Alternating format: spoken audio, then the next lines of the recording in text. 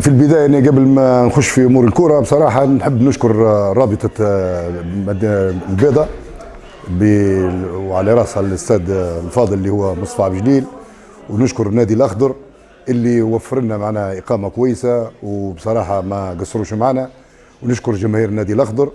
ونحب نحيي فريق الأخضر نفسه، معناه هو الفريق الوحيد اللي قاعد يمثل فينا، معناه يمثل في ليبيا. هذا شرف كبير لنادي الأخضر يستحقه بكل جدارة.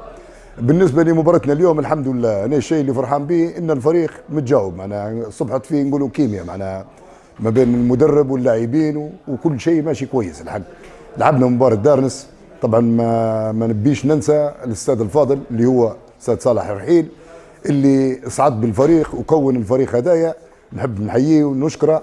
اللي فعلا ان انا كمدرب راهو قاعد نكمل في خدمه الناس اللي قبلي، لكن طبعا الشيء اللي عجبني في طبرق ان الجماهير كلها واقفه معنا تساعد فينا اداريا.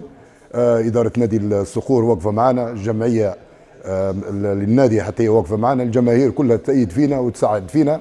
وانا كمدرب نقول لك الاجواء نحس فيها ان هي ماشيه كويس، وباذن الله فريق الاخضر فريق الصقور ان شاء الله في الفتره القادمه حيكون صعب، رقم صعب يعني هذا بنقوله ونتحمل انا كمدرب.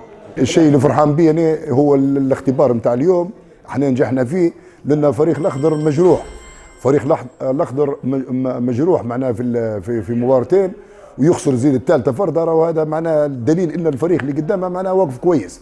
فعلا الاولاد معناه ما قصروش كلهم، رغم الغيابات، رغم حارس المرمى كان ناقص، لاعب حتى ولادي عماره كان ناقص، لكن الحمد لله اني غرست شيء ان الكره فيها منافسه، الجميع معناه ادى مصدق نجاح اليوم. كان بصراحه رجل المباراه هو اللاعب مصعب اللي نعتبرهم هم من افضل الرياضيين، والشيء اللي فرحان به قلت لك انا معناه ما قعدناش الخلف، وصلنا وكنا بامكاننا اضافه اكثر من جول، والمباراه كانت مفتوحه من الطرفين والحمد لله. الحمد لله الشيء هذا يعني اللي فرحان به. مباراة الاهلي والله زي ما نقول لك الاهلي فريق كبير، وحتى هو فريق الاهلي معناه ماهوش سهل فرضه، لكن فريق الصقور ماشي راهو بيدير حاجه كبيره ان شاء الله.